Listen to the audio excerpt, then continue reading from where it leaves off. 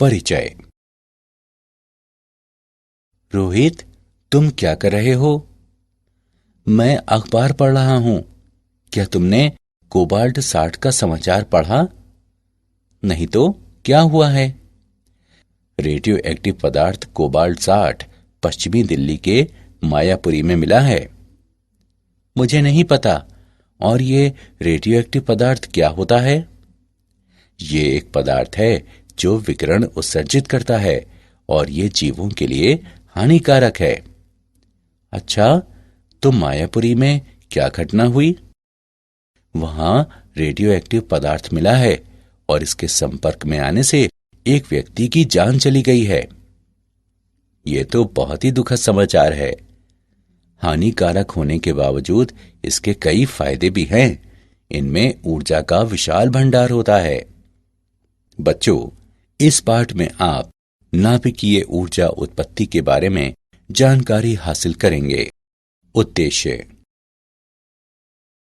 इस पाठ के अंत में आप निम्न करने में सक्षम हो जाएंगे।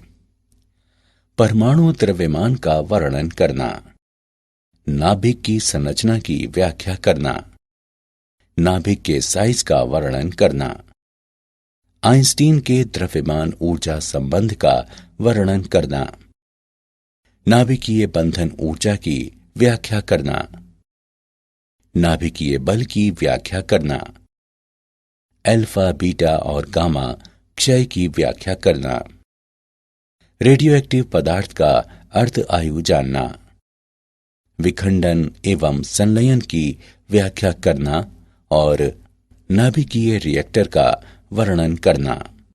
परमाणु द्रव्यमान और नाभिक की संरचना।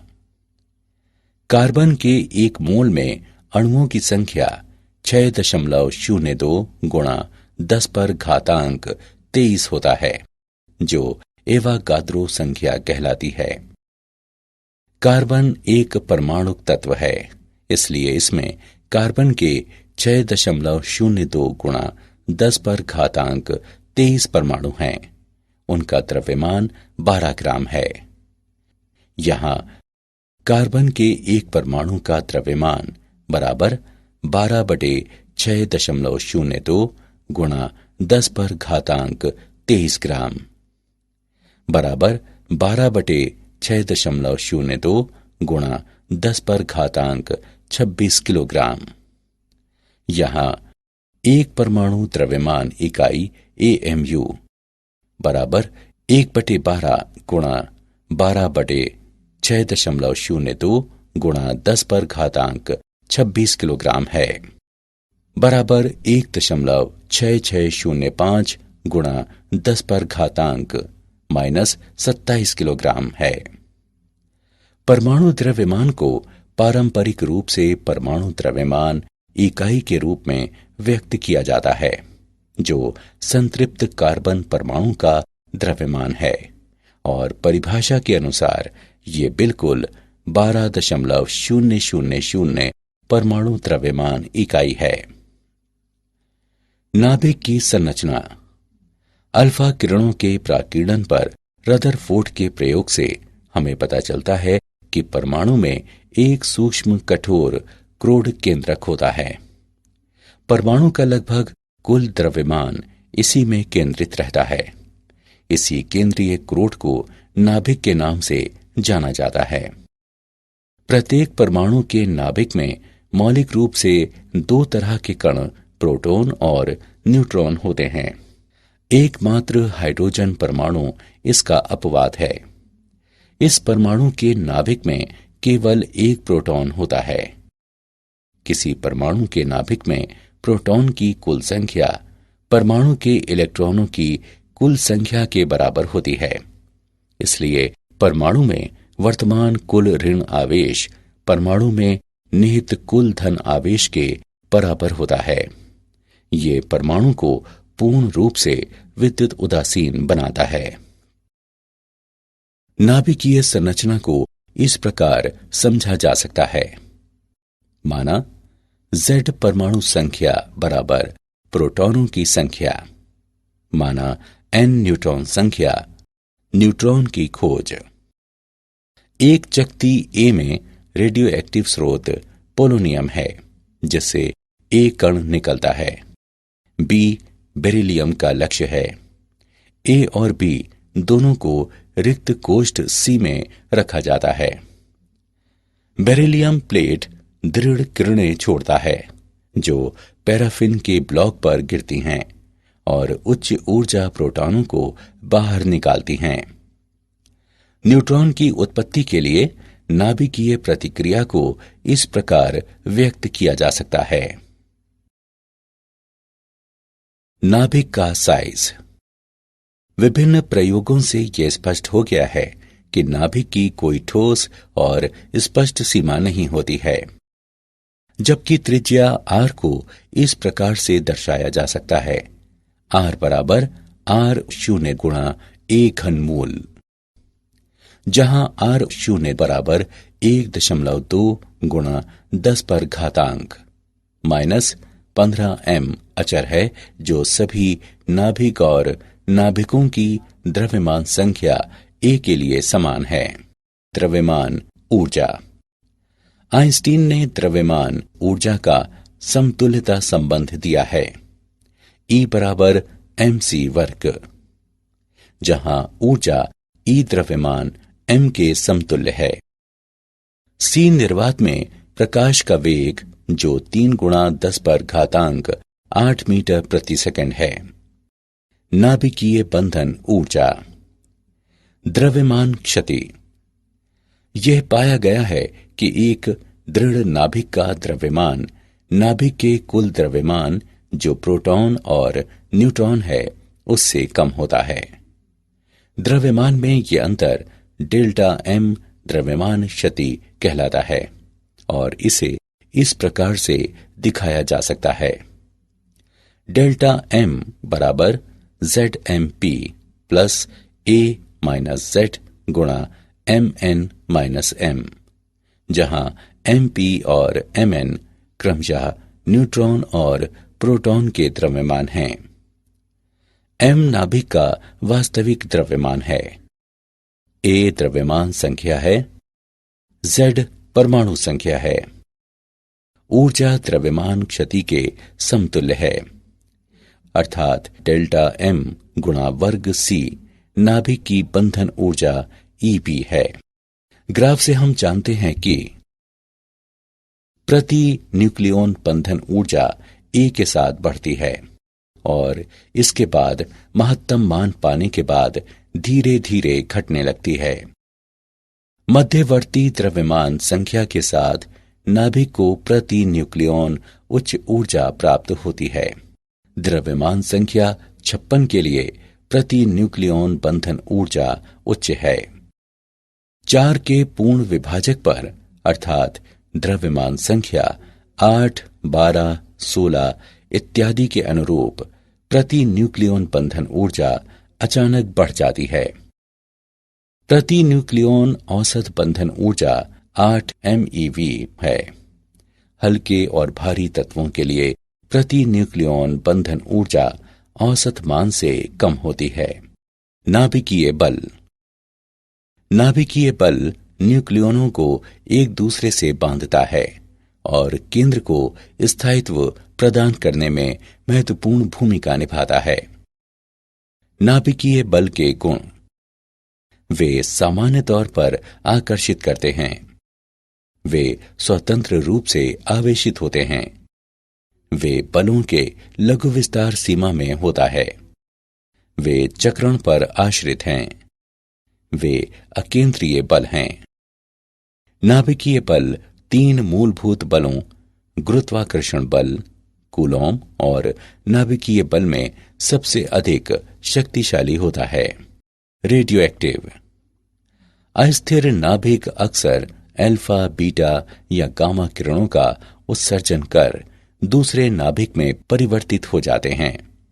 इस तरह से एक स्थिति से दूसरे में स्वतः परिवर्तन को रेडियो एक्टिव क्षय कहते हैं।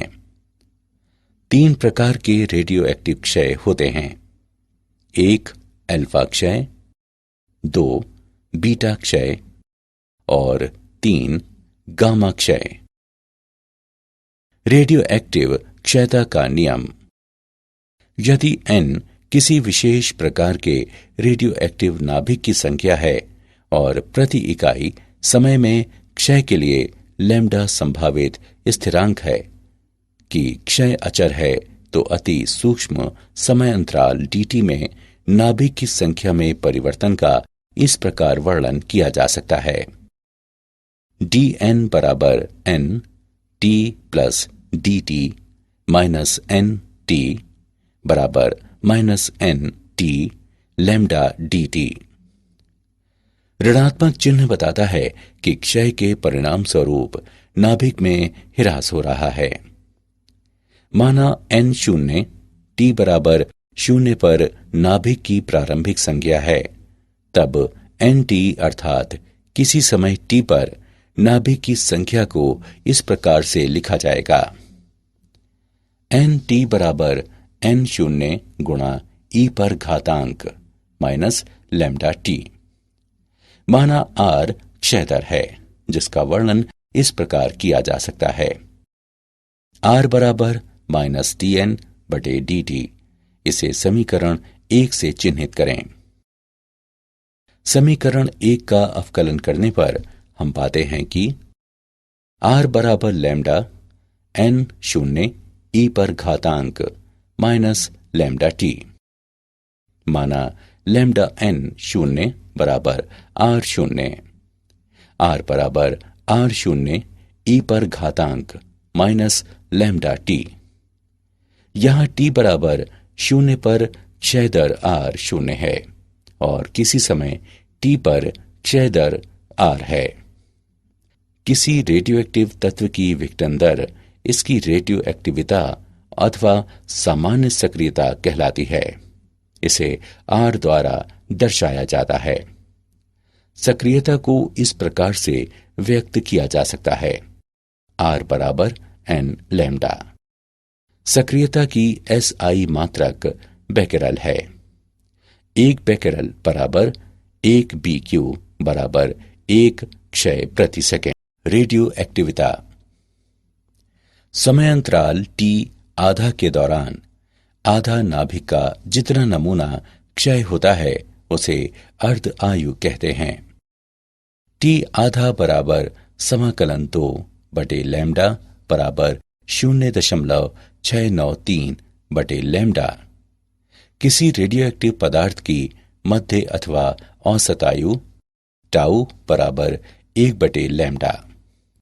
उदाहरण: कार्बन का स्थायी समस्थानिक 12 और रेडियो समस्थानिक कार्बन 14 है, जिससे प्राप्त अनुपात 1/1.4 गुणा 10 पर घातांक -12 है।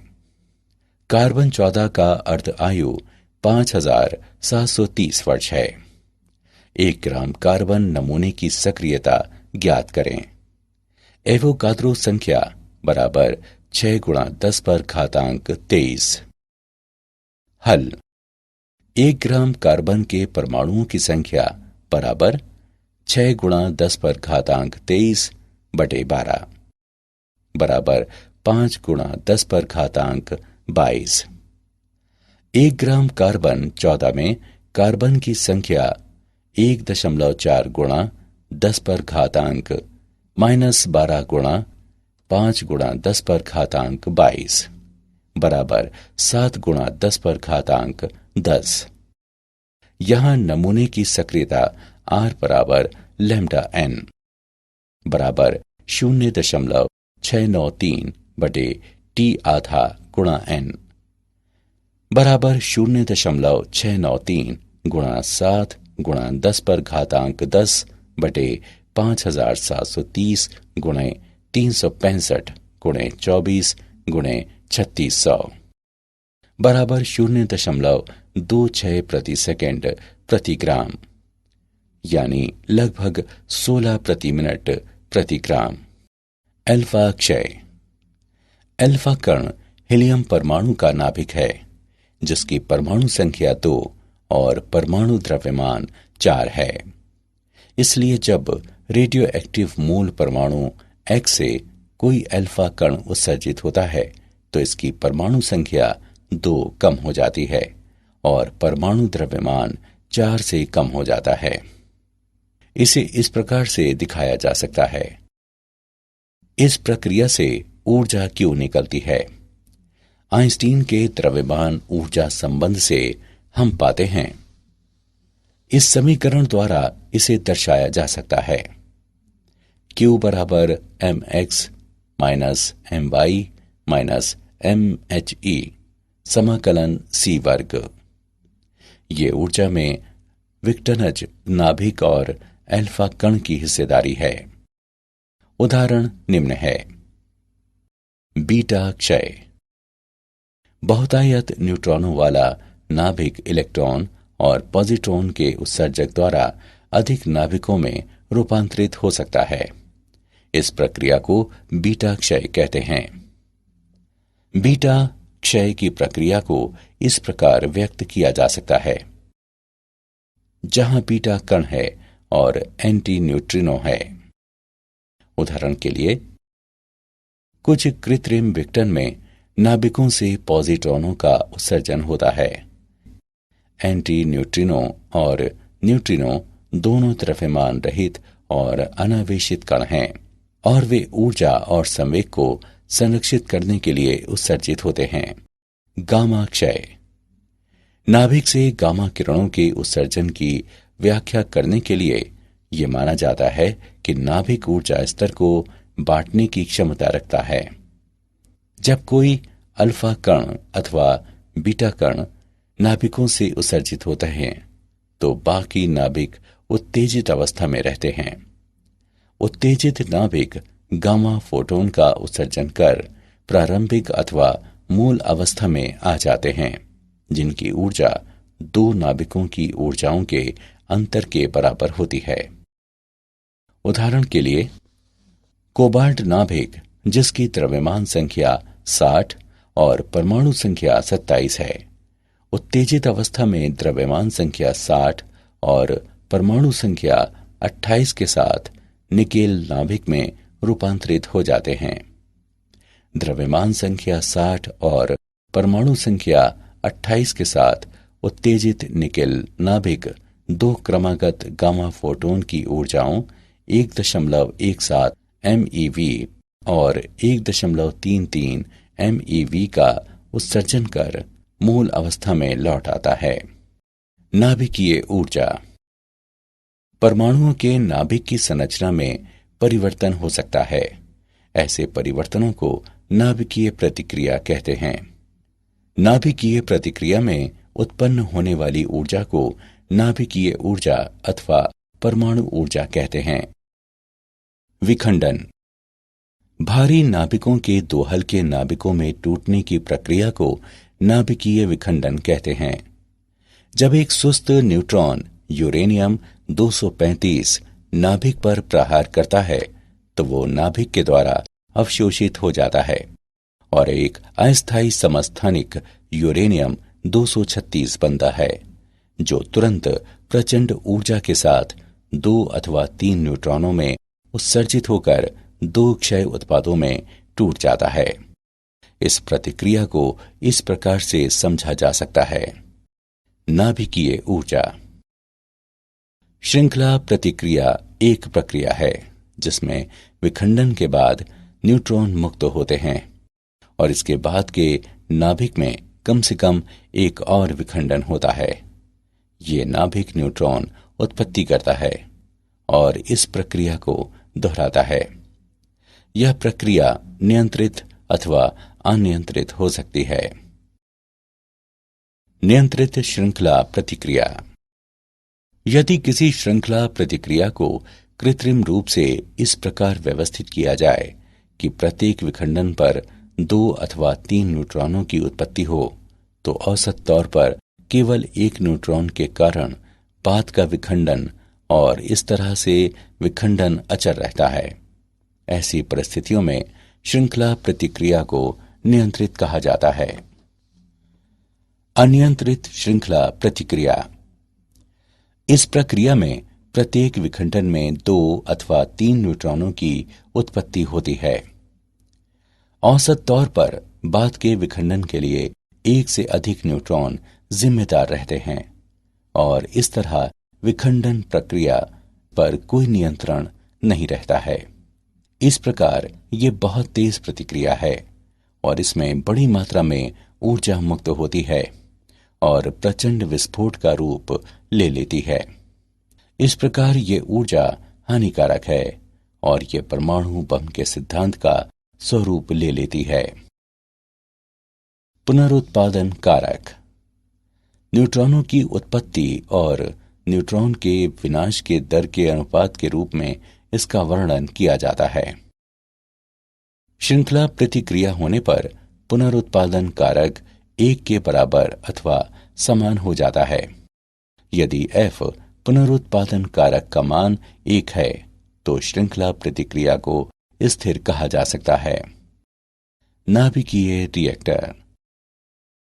नाभिकीय रिएक्टर एक महत्वपूर्ण यंत्र है जो नियंत्रित श्रृंखला प्रतिक्रिया पर आधारित है और विभिन्न उद्देश्यों के लिए उपयोगी नाभिकीय ऊर्जा का स्रोत है।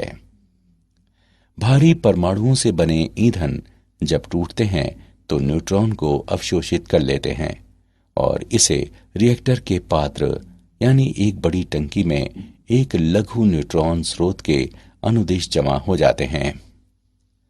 न्यूट्रॉन श्रृंखला प्रतिक्रिया शुरू करते हैं जहां प्रत्येक परमाणु टूटकर ज्यादा संख्या में न्यूट्रॉन मुक्त करते हैं, जिससे दूसरे परमाणु भी टूटते हैं। जब जब परमाणु टूटता है तो बड़ी मात्रा में ऊर्जा मुक्त करता है और इससे ऊष्मा उत्पन्न होती है। शीतलक के माध्यम से ये ऊष्मा रिएक्टर में चली जाती है, जो सामान्य तौर पर साफ पानी होता है। शीतलक गर्म हो जाता है और ये जनरेटर को घुमाने अथवा शाफ्ट को चलाने के लिए टरबाइन में जाता है। इस तरह से रिएक्टर मौलिक रूप से असाधारण ऊष्मा के स्रोत हैं। प्लूटोनियम का उत्पादन। कुछ तेज न्यूट्रॉन की उत्पत्ति रिएक्टर में यूरेनियम 238 द्वारा अवशोषित होने से होती है। परिणाम स्वरूप अस्थायी समस्थानिक यूरेनियम 239 में परिवर्तित हो जाता है। यूरेनियम 239 बीटा कण उत्सर्जित कर इसे नेपच्यूनियम 239 में परिवर्तित कर देता है, अर्थात नेपट्यूनियम भी बीटा कण उत्सर्जित करता है और स्वाभाविक रूप से प्लूटोनियम 239 में परिवर्तित कर देता है। नाभिकीय संलयन, तारों में ऊर्जा जनन। 2 और उससे अधिक हल्के नाभिकों के संयोजन से भारी नाभिकों के बनने की घटना, जिसमें भारी मात्रा में ऊर्जा मुक्त होती है, उसे नाभिकीय संलयन कहते हैं।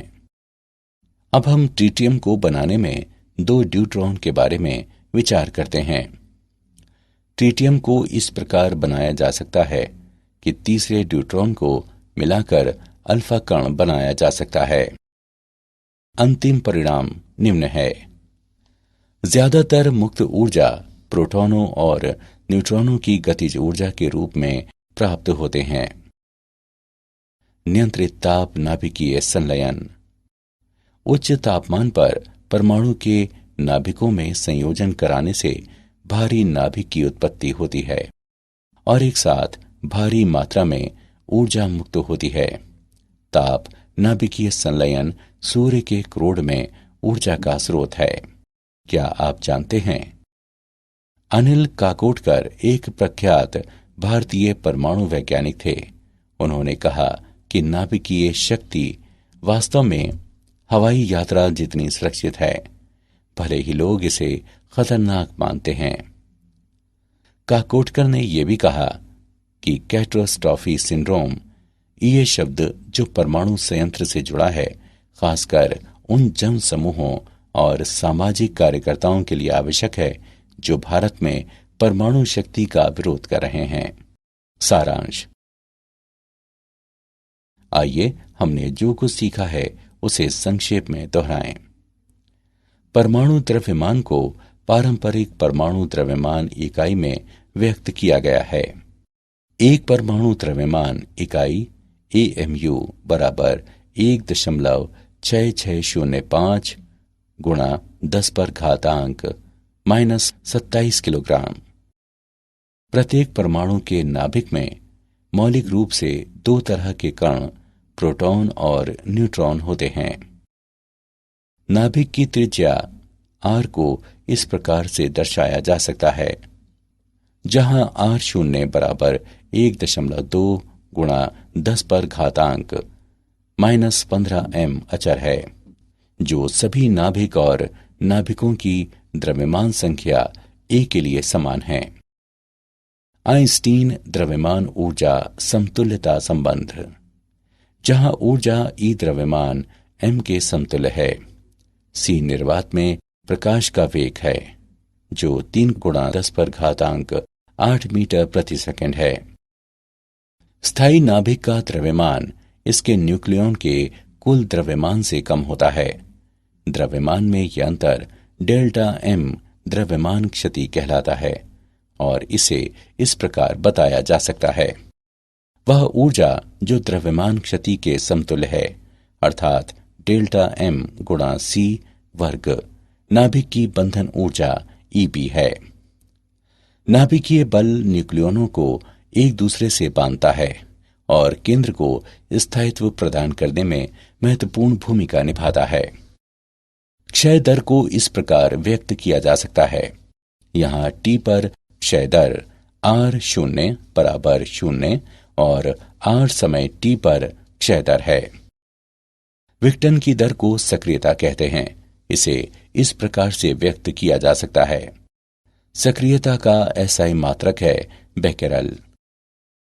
समय अंतराल t आधे के दौरान आधे नाभिक का जितना नमूना क्षय होता है उसे अर्ध आयु कहते हैं। रेडियोएक्टिव पदार्थ का माध्य और औसत जीवन टाउ बराबर 1/λ होता है। भारी नाभिकों के दो हल्के नाभिकों में टूटने की प्रक्रिया को नाभिकीय विखंडन कहते हैं।